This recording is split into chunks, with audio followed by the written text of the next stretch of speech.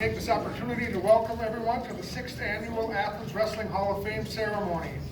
Established in 2014 by the Athens Youth Wrestling Club, the Athens Wrestling Hall of Fame is dedicated to recognizing and honoring individuals who have made significant contributions to Athens wrestling since Coach Jerry Wagner started the program in 1962.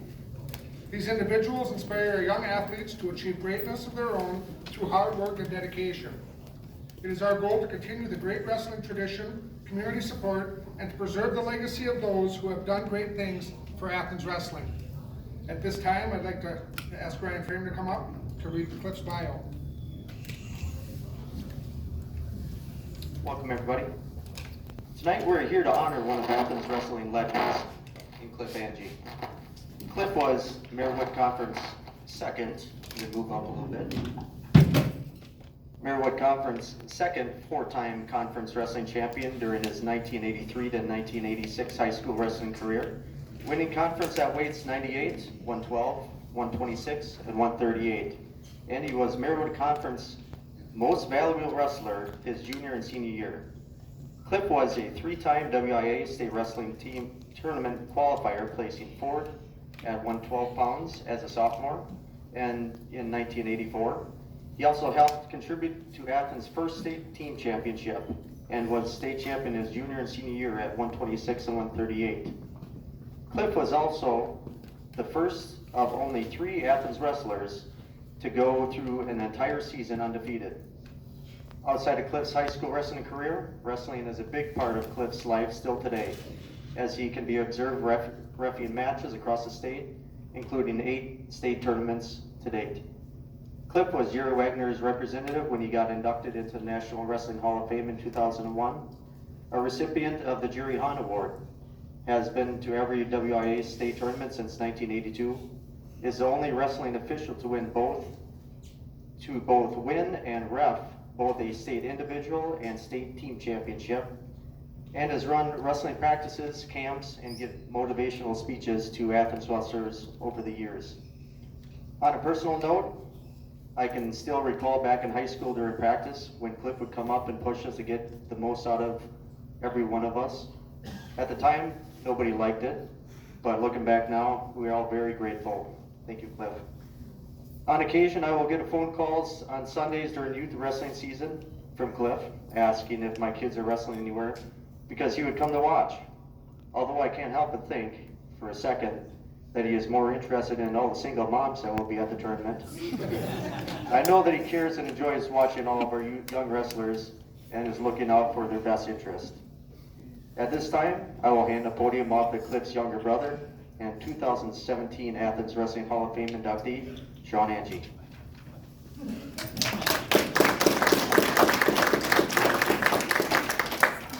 I don't know how you call that one up. So I'm very honored to stand here tonight and introduce my brother, Cliff Ange, my best friend, my hero. As keep growing up, it was just great to be under his wings, through 1983 to 1986. I think 1986 I was in 3rd grade. I used to travel around and watch all these guys wrestle. I was like, oh, awesome! I want to do that. I want to do that. And I'm sure I see some of Cliff's old teammates out here. It's like, oh yeah, that was a cocky little 3rd grader. It was fun to sit there and like, someday I want to be like that. I want to learn from these guys. I want to be, exactly like them. Going down to Madison, watching state wrestling tournaments. Cliff had a way of, as Ryan said, of bringing out the best in us. I mean, he would always, he would be there. He was reffing already at that time, and so he would see other student athletes wrestling, and he would then come to our practice when he wasn't, because I was still wrestling, and he would sit there and Mr. Wagner to get down with mat drills, like, wow, that's not good enough. You guys need to do that. And Ryan's right. Jomo, you can attest to this. Well, we didn't necessarily like it, but he knew he set the bar pretty high for us. Set the bar high for me, and I believe everyone around him. I mean, if most people don't know Cliff, he's Be nice. a little rough around the edges, but you know what? He wants to bring out the best in everyone around him. And he wants make sure you're respecting, your opponents, the sport. I mean, to love it like he loved it, I can't say, I think I did, but, to get me into the sport that he loved the most as a little kid and to do what I did from kindergarten all the way up, it just attests to what this guy thinks about wrestling. Not only as an athlete, he did side coaching, and as Ryan said, as a referee. I mean, was one of the top 10 in the state before he became old. Anyways, I'm not gonna talk too much about Cliff. I mean, he set the bar high. He learned from some great mentors, Gary Swetlick back in the day, that I believe instilled toughness in him, which he turned around and tried to do it to the next generation of wrestlers. And just happy to be here to introduce him. So without further ado, Cliff.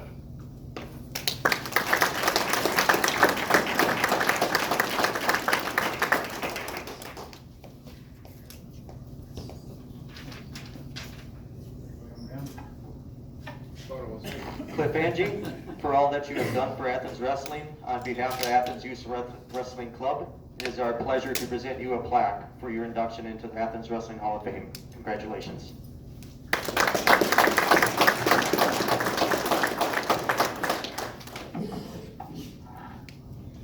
I'd like to say thanks. I'm very honored and humbled to receive this award and join the other Athens greats. Just to correct Ryan a little bit, as far as going to the state tournaments, no longer looking at the mothers of the wrestlers, but it's the grandmothers of wrestlers. That's somewhat true for a lot of years. I'm like, okay, there's a lot of single moms running around. But anyway, I just want to just tell you a little bit about myself, some of the things that you didn't know about me growing up. I actually started out being a basketball player. 4th grade, I started playing basketball, and Mr. Christopherson said, hey buddy, because you're out for the wrong sport. Obviously, I wrestled at 98 as a freshman. I was about yay high, probably weighed 50 pounds. Guys would steal the basketball from me or block it down in my face, and I'd get ticked off, and I would tackle them and wrestle the ball back. They said, hey, I'm going to introduce you to Dan Bishop. Dan Bishop contacted me, goes, hey, maybe you should try this wrestling sport.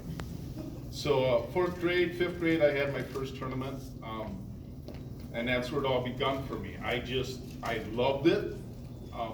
It was just a sport where I hated to lose, and when I did lose, I cried like a little girl, and I'd look up to somebody who was better than me and say, how do I get better? I really like this sport. And that's where it took off for me. I did go through my 7th and 8th grade year undefeated, and I wanted to get better and better and better. So I looked up to people such as Gary Swetlick, who was my mentor at the time, and he goes, you got to go to camps. You got to go to camps. So as an 8th grader, I went out with Jerry Wagner all the way out to Lake Tahoe, California. Did a camp out there for a whole week in Squaw Valley, Lake Tahoe area. And Buddha was there right with us. I believe Stace Krause is here. He was one of the gentlemen that was out there with me, one of my teammates from back in the day. Nice, thanks for being here. So yeah, from there, very next year I went down to Iowa, which was the 2nd ranked camp in the country, and they said if you want to be the best, you got to go to the best camps. You learn from the best people. So and that's what I did. Another thing I want to touch on, I wish Buddha was here tonight, but unfortunately he couldn't make it. But Buddha was a master at the art of coaching and a legend, and we all respect him, and I thank him from the bottom of my heart for making me and my brother and all the other great wrestlers in the past to what they are today. Not only taught us how to be men on the mat, but we also experienced other things in life as far as achieving goals, whether it's in a marriage or paying off your house early or working to get a new car, raising your kids right, just motivation and commitments and dedication to achieving life's goals, not just on the mat. And that helped me out get through life's task. One of the things, like I said, Buddha was a math teacher and very good at it. When he went to tournaments, he knew every point every wrestler had. He knew what the score was after every match, how far we were beating Mineral Point, whether it's Merrill, whatnot. He knew it. There's one thing you don't do to Buddha, and that's be unsportsmanlike and lose any team points, especially when you're going up against a #1 team ranked in Division I. As we all know, and I know my dad was there, Stace was there, probably a few other parents in here. So this bald spot that I got right here, I blame that on Buddha. So on that note, was my sophomore year, I'm wrestling a kid from Merrill. Merrill's ranked #1 in the state. We're ranked #1 in the state. We're up at the Merrill tournament. And I lost. I lost the semifinal match to a kid from Merrill. And I was so upset that I lost a kid that I shouldn't have. So anyway, as you all know, you got red leg bands and green, or armbands, ankle bands, I'm sorry, red and green. So I went down trying to pull this leg band off me after the match was over, and after swiping at it a couple of times, I couldn't get it and I got ticked. So the wrestler had the audacity to say, "What's wrong, Angie? Aren't you strong enough to break that Velcro?" So I got up and I pushed him, and excuse my language, but I said, "You pussy, shut up." All of a sudden, referee, unsportsmanlike conduct. Being that was after the match, that's a team point. So holy smokes.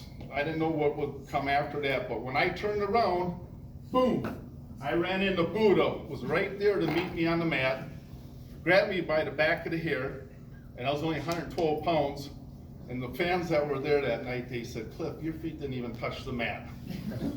Going off that mat. So that's one of the memories I have in Buddha. And I got in the locker room and he chewed me out, well deserving.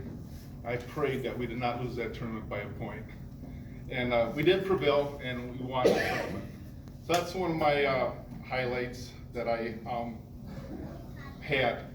You know, in wrestling, even though we're a little town of Athens, I am so proud to be here in the wrestle for this town. And you wouldn't think it, but I think Brad touched on it last year too a little bit. But I've been out to Wyoming hunting once, and we were at the end of the night. We went to a local bar and had a burger and a beer, and I had on a Athens hat. And they're like, "Athens?" Because yeah, we're from Athens, Wisconsin.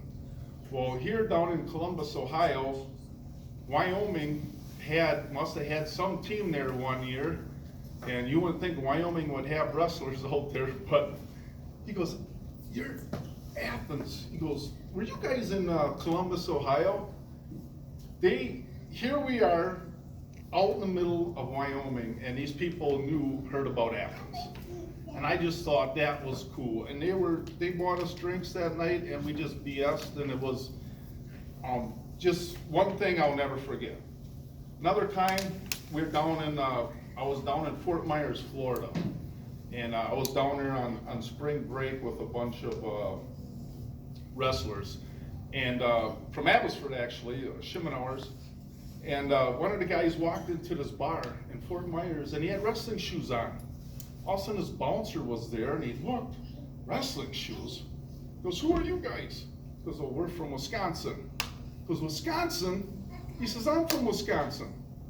So here, this was James Semrod from Waukesha South, and here he owned a bar down in Fort Myers, Florida, and he bought us drinks all night, took us out, he paid for our hotel, and it was just like people all over Wyoming, Florida.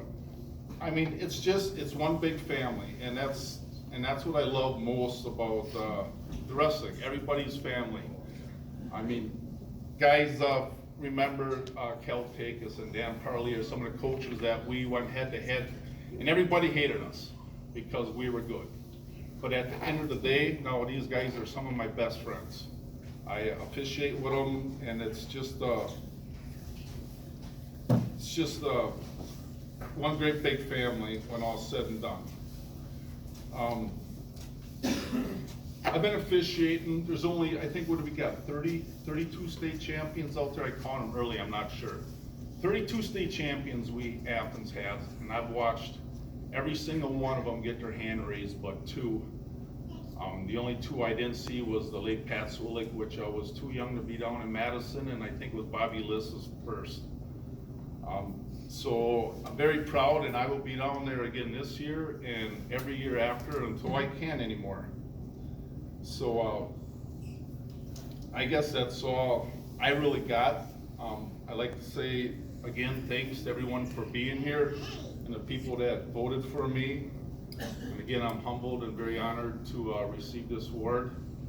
And that's all I got. Thanks a lot.